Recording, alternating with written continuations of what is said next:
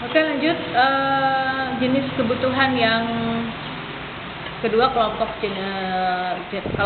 jenis kebutuhan yang kedua menurut subjek yang membutuhkan, ya. Tadi kan kebutuhan individu, ya.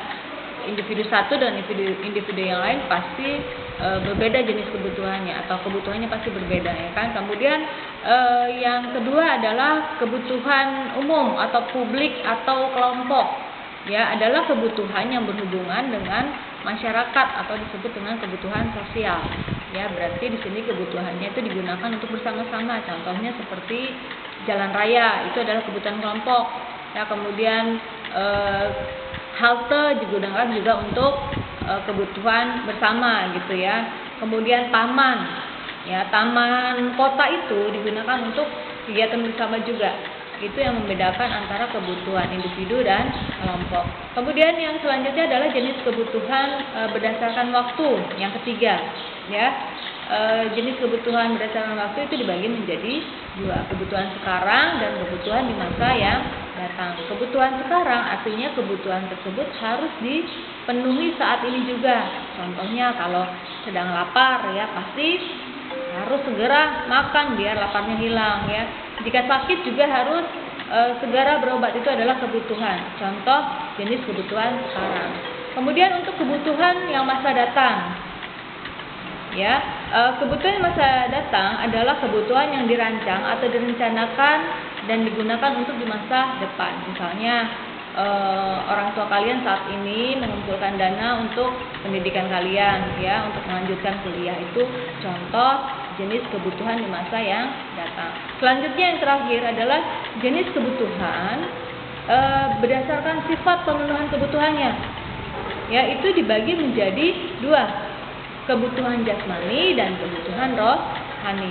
Kebutuhan jasmani itu adalah kebutuhan yang berhubungan dengan fisik, ya. Misalnya kesehatan, itu kebutuhan jasmani, ya. Kemudian makanan, minuman, obat-obatan, itu kebutuhan jasmani. Untuk kebutuhan rohani adalah kebutuhan yang berhubungan dengan kejiwaan seseorang, ya. Contohnya rasa aman, rasa tenang, kenyamanan, atau kasih sayang. Nah, itu contoh dari kebutuhan rohani. Kemudian membutuhkan misalnya beribadah, itu mereka menginginkan memenuhi kebutuhan rohaninya, gitu, ya. Selanjutnya dari sekian banyak jenis kebutuhan, ya, tadi seperti yang tadi, ya, kebutuhan manusia itu kan tidak terbatas, ya, dibanding dengan alat pemuas kebutuhan. Alat pemuas kebutuhan itu jumlahnya terbatas, ya. Semakin banyak kebutuhan manusia, alat pemuas kebutuhannya pun akan semakin terbatas, gitu kan, ya. Nah, sebelum sampai ke alat pemuas kebutuhan, ya, ada beberapa faktor yang mempengaruhi jumlah kebutuhan manusia itu sendiri, ya. Ada faktor yang mempengaruhi kebutuhan manusia, diantaranya adalah keadaan alam atau lingkungan. Nah, yang pertama. Yang kedua adalah pendidikan. Itu faktor yang kedua. Yang ketiga adalah agama, faktor yang ketiga. Yang keempat, adat istiadat. Yang terakhir adalah peradaban. Kita satu-satu bahasnya, ya. Faktor yang pertama adalah faktor yang mempengaruhi kebutuhan, ya. Yang ke-1, keadaan alam atau lingkungan, ya. Manusia atau masyarakat yang tinggal di kutub dengan di pegunungan, ya, dengan di padang pasir, pasti kebutuhannya berbeda, kan? Kalau di kutub membutuhkan baju hangat, ya, untuk menghindari udara dingin. Kalau di padang pasir butuh tidak? Ya, tidak, ya, seperti itu. Udara panas, oke. Udara panas dengan udara dingin, masyarakat yang tinggal di udara panas dengan yang udara dingin pasti berbeda kebutuhannya. Oke, itu faktor yang mempengaruhi kebutuhan yang pertama. Yang kedua adalah pendidikan. Semakin tinggi tingkat pendidikan seseorang, ya, maka semakin berbeda juga, semakin tinggi juga kebutuhan yang mereka butuhkan, gitu, ya. Selanjutnya agama, ya. faktor yang mempengaruhi kebutuhan yang ketiga ini agama adalah jadi setiap agama itu pasti menimbulkan beragam kebutuhan yang masing-masing agama itu ya.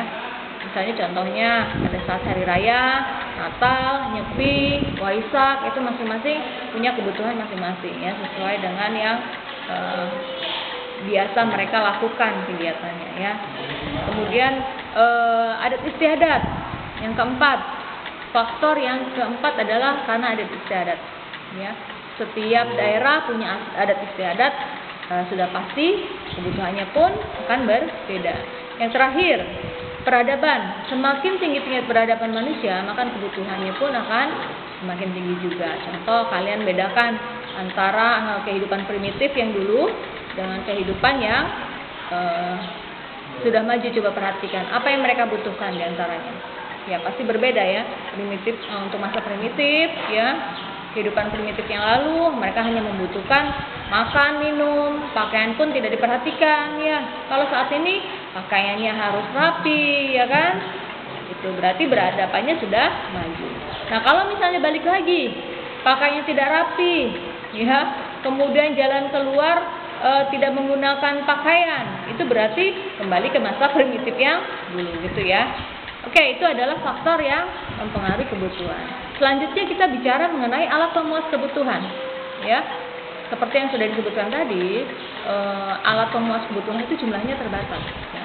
Tapi di sini ada dibagi menjadi beberapa jenis ya alat pemuas kebutuhan ya.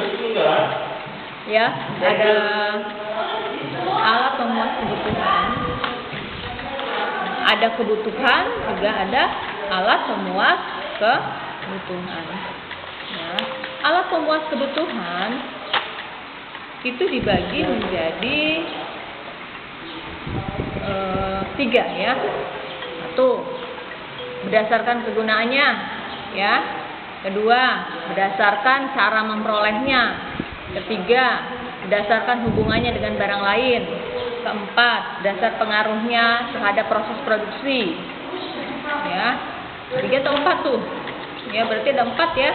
Alat pemuas kebutuhan diklasifikasikan menjadi 4 bagian berdasarkan kegunaannya, berdasarkan bagaimana cara memperolehnya, berdasarkan hubungannya dengan barang lain, dan terakhir adalah berdasarkan pengaruhnya terhadap proses produksi. Selanjutnya akan dijelaskan satu ya untuk alat pemuas kebutuhan.